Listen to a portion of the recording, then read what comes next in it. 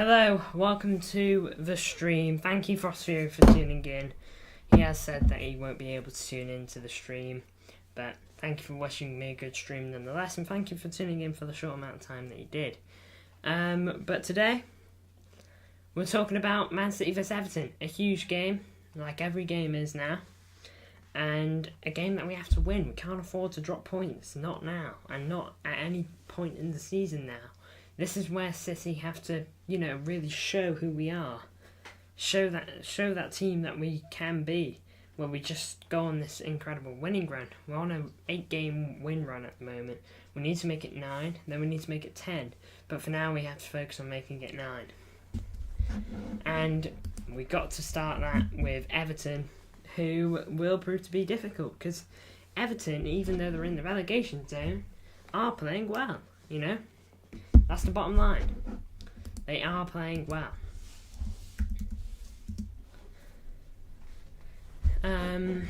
Well, I say well, but, they aren't playing spectacular, but they've had 8 wins and they're in the relegation zone, which feels wild. If they hadn't had that 10-point deduction, they'd be above Bournemouth. They'd be 12th. They'd be just behind Chelsea. They are having a good season in terms of wins and even points that they could have gained and maybe should have gained. But because of, the FFP stuff, they've dropped 10 points and now they're in relegation zone, and suddenly their season doesn't look as good as it really has been in terms of performance. But nonetheless, they've had 8 wins this season, although they haven't been on great form recently. Because in the league, they haven't had a win since 2-0 Burnley, which was in December. They did not have a win in January in terms of Premier League anyway. They did beat Palace in the FA Cup. But it's at the Etihad. We've done the difficult game when it comes to Everton. We've beaten them at Goodison Park, beaten 3-1.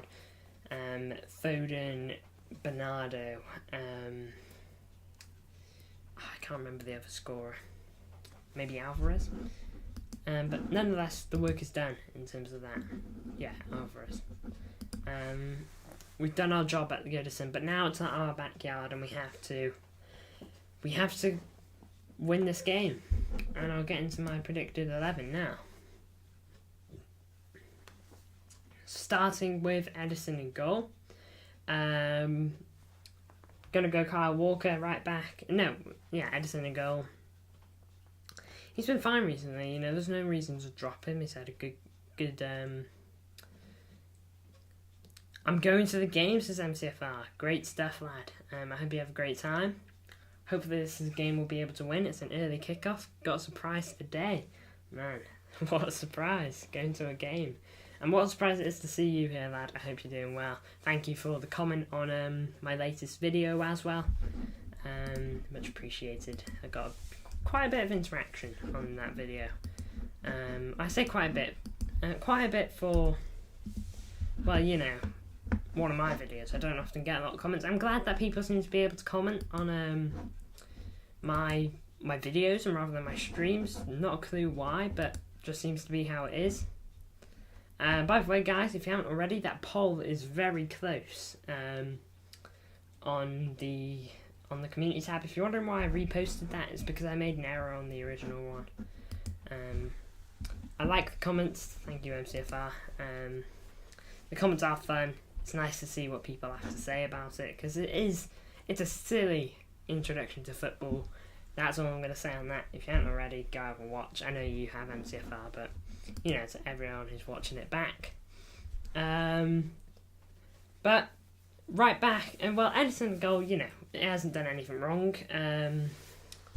Last game against Brentford, I don't blame him for that goal. 1-on-1, it's so difficult, and there aren't many goalkeepers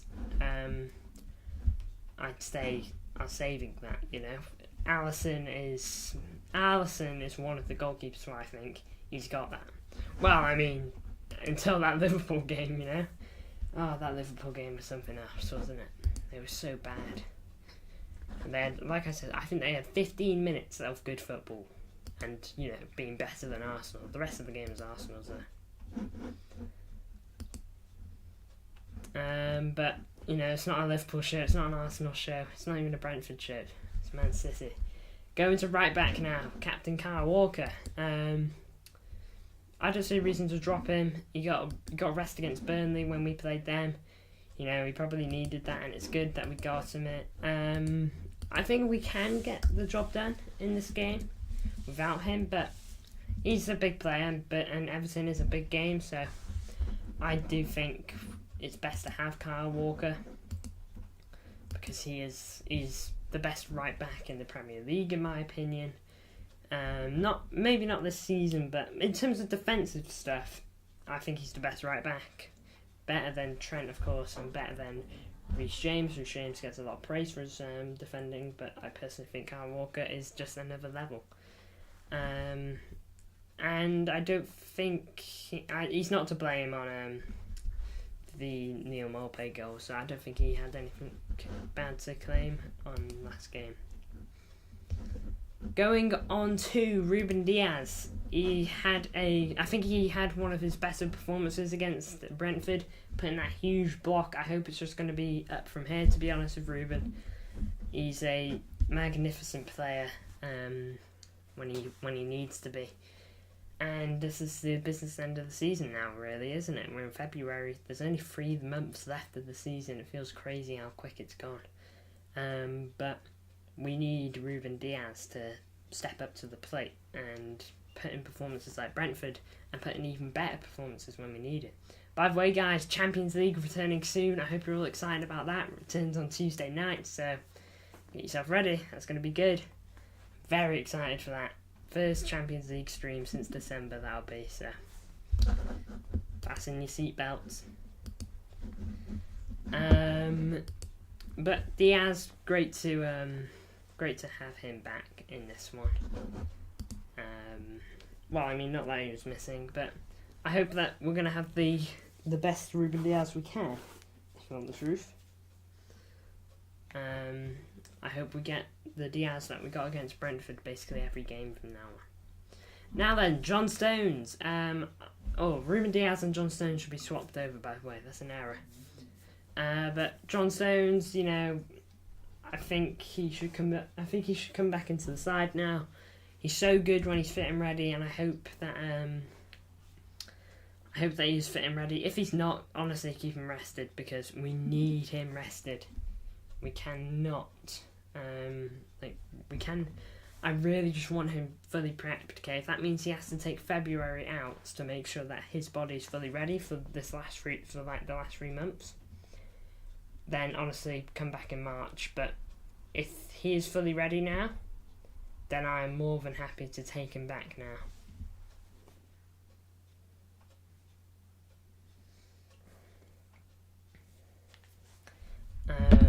But yeah, John Stones, when he's fit and ready, he's brilliant. We just need him to be fit though, desperately. We really, really do. Going on to Josko Vardio, another. Now then, you know, this one might be a pick that may have thrown people off. I usually like to go Nathan Ake at left back. I classically say it, Nathan Ake at left back is better than Vardio at left back. I really want Vardio to have a go at centre back. But I want Vardio at left back this game, and that's simply because although Nathan Ake had a good game last game and he was at centre back, I didn't really find a foot wrong with Vardio other than he probably should have had a goal. You know, I thought Vardio played a fine game against Brentford, and I think we're starting to see the qualities that he'll bring to City in terms of long term. And so, why not have him in this team? I thought that he played a bit better. Glimpse HC, welcome to the chat. Thank you for tuning in. Big up to you for tuning in. We're just talking about Josko Vardio and how I put him in the team over Nathan Ake. I think 2-0 Man City, says Glimpse. Ooh, 2-0. I'll get on to my prediction. But Josko, yeah, I think he should start. I think we are seeing the better qualities of him now, and I hope it just gets better. Going on to Rodri, though. I mean, how long do I actually need to stay on this guy? He's brilliant. He never puts in a bad game. You know, other than, I guess, when he got red carded. But other than that, when does he put in, like, a stinker, you know? When does he do that? He's brilliant, and he's unbeaten in a year, you know? It's just... He's just crazy, and that's not because he's a bench warmer, like Calvin Phillips was. That's because he's that good, and whenever he plays, he is the difference. Rodri's class as glimpse, couldn't agree more, lad. Could not agree more.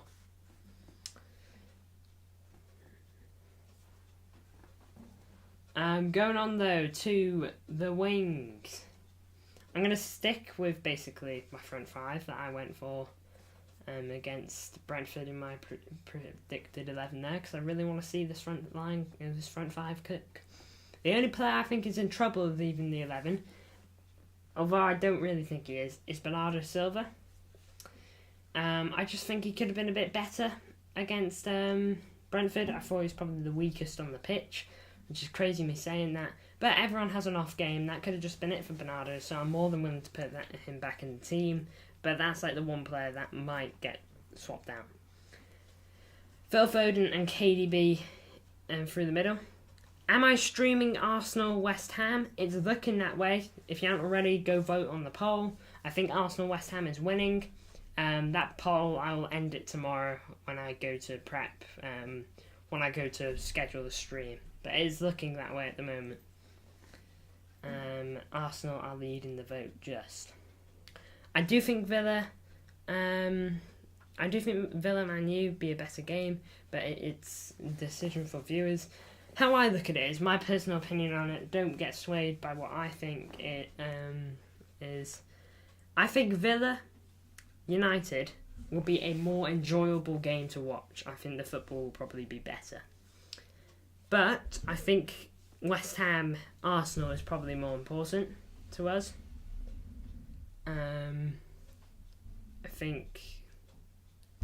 I think that game has a much bigger importance to City. So I think that's how I'm looking at it. I mean, for all I know, the Arsenal West Ham game could be spectacular. It could be one of the most entertaining games you ever see. But I don't know. I think United Villa will be much more entertaining. But that's just my view on it, of course. But KDB and Foden in midfield, they're both excellent players. Phil Foden got a hat-trick against Brentford. I really can't see him getting dropped. Although we've seen weirder things happen. But this fella's got no goals and assists in previous games. That's true. Villa and Man U is still very important. I agree with that. Villa and Man U is an important game, but Arsenal are second. If you want the truth, I'm not being disrespectful to Villa in any way here. I think they're a magnificent team. But it's clear that Villa struggle away from home. It is. Like, I'll have a look at some of their away from home games now for you. To be fair, they beat Sheffield United away from home 5-0. But it is Sheffield United.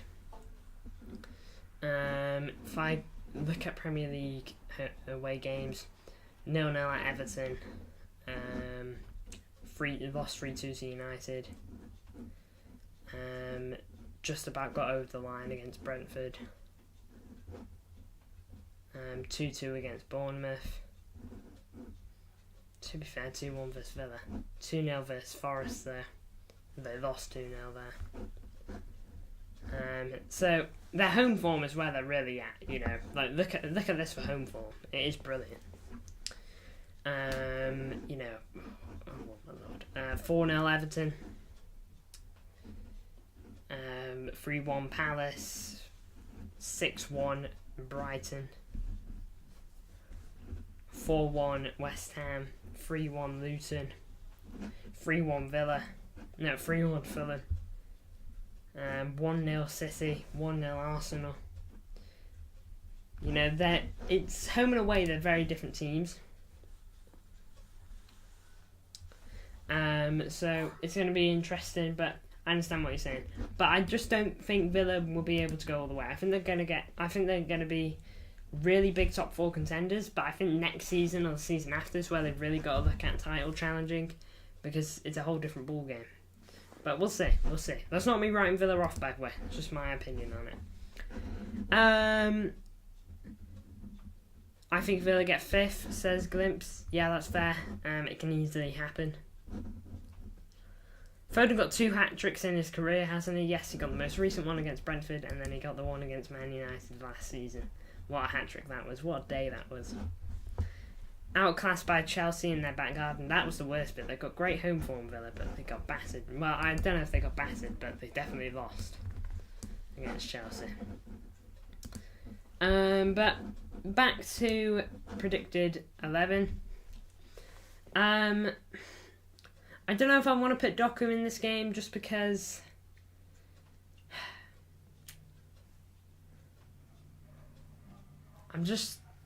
I want City to control games a bit better, and I think that's what Grealish is going to bring City. I say it a lot with Grealish, but I'm going to keep saying it because I think it's really important. I love Jeremy Doku, by the way. I've got nothing against him, but once he nails control of the game a bit better, Doku, then we can really speak about him really challenging Grealish. Not that he doesn't, I think he could easily start this game and I wouldn't complain, but I think Grealish is going to offer us more protection down that left side of Josko, and I think he will just I think he'll hold the ball better. We all know that's what he's best at, holding the ball, not getting fouled. Doku is underrated, again, in my opinion. I love Doku, I really do. I think he's going to be a top player. Fella's 21, he's got so much potential, and I think he's going to go right to the very top. And that's what I hope anyway. I think people were singing a lot of praises for him back in November, when he got 5 goal contributions against Bournemouth. That was great, that was. But yeah, I hope Doku can get something done. If he does play against Everton, I hope he can just cook him. I really do. I'd love to see Doku on Coleman or something like that. That would be great to watch. Doku and Coleman, I can just imagine it now. I think that is, Ashley Young, I think that is where Doku's really going to have a good chance. Do I think City would win the league? Will win the league? What City fan would I be to say no? Of course I do. I'm not going to say no to that question. I back my team, even if we've got 9 men on the field every game. Definitely, I feel not definitely. It's going to be close, but I will always say yes to that because I'm just always going to. I hope we can do it though. Really do. But moving on, Erling Haaland up top. I think this is a game. If Man City win every game, they automatically win the league. They will. If City win every single game they have left, we will win the league. That's just fact, and that's what we have to do because Liverpool aren't going to drop any points. Arsenal ain't going to drop any points, and neither are Villa. Villa ain't going anywhere. Villa want to be in the mix of it. And that's the big thing. We have to win every game now because these teams don't look like they're going to drop it. They're going to drop the pursuit. These teams want this league as much as us. Some of them maybe more. Well, the players anyway. Because some of these players haven't even seen a Premier League medal in their cabinet. So they'll be wanting this so badly, some of the players, but we'll see. Erling Haaland though up top. I think this is the game. If he doesn't come back this game, and I mean come back as in fit and firing goals, because against Brentford he wasn't bad, but he was clearly rusty. But against Brentford, against Everton, I really want to see him come back with goals. If he doesn't do it this game, then he's got to do it against Copenhagen, really. I think Man City will win the league by 1 point. I mean, that could easily be what the outcome is if Liverpool and City win every game they have left, which is impossible because we're going to play each other, so one of us has got to drop points.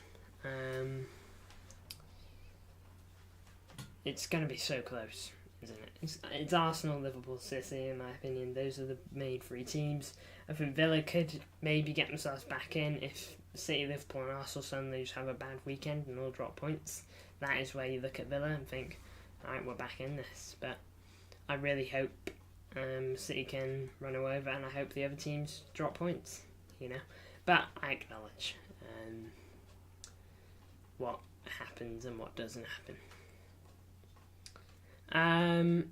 But there you go, that's my predicted 11. Let me know what you think, anything you would change, anything you would, if you agree completely. And score predictions there.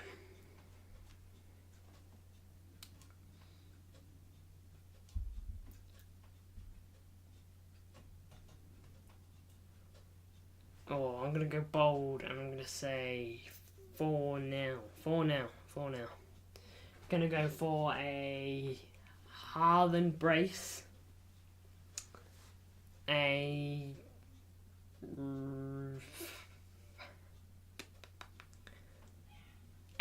John Stones goal. And KDB banger. There you go. Is Haaland still the top scorer? I believe he is. I'll double check that for you now. But I believe that he is. Oh no, there's a fly in here. Man, flies are welling on now. But yeah, I would definitely check for you now. I'm almost there. Yeah, he is. I kind of want Solanke to win it, but I think Haaland will.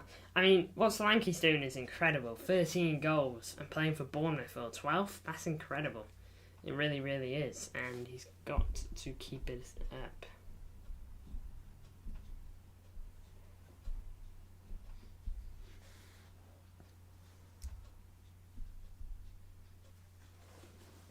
But guys, thank you for tuning in. Mainly you, Glimpse, but thank you to anyone else who, just came in and said hello and all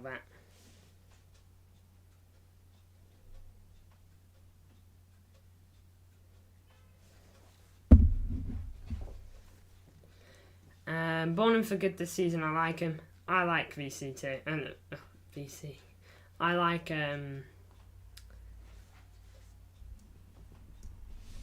Bournemouth, but yeah. Thank you for tuning in. Watch along tomorrow, of course. Match review straight after it. See you all tomorrow, hopefully. Why won't it?